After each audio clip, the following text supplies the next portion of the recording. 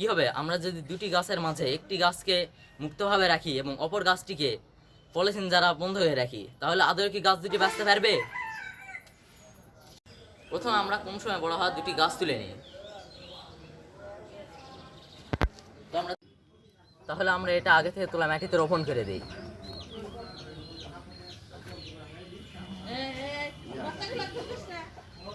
ভালো খালি নম্বর মাপটা দেবো নাকি? তো আমরা এখন চারাগুলো রোপণ করে ফেললাম। তাহলে আমরা এগুলো নিয়ে গিয়ে সুন্দর একটা ভালো জায়গায় রাখি, যেই জায়গায় এটা নিরাপদভাবে থাকবে। তাহলে আমরা এই দুটিকে এখন নিরাপদ একটি স্থানে রেখে দেই।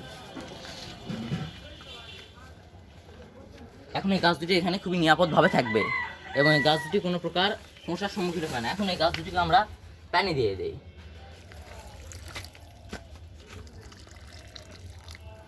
এবং এদের মাঝে একটি গাছকে আমরা পলি দ্বারা ঝেপে দেই, যাতে এটা সূর্য আলো পায় না।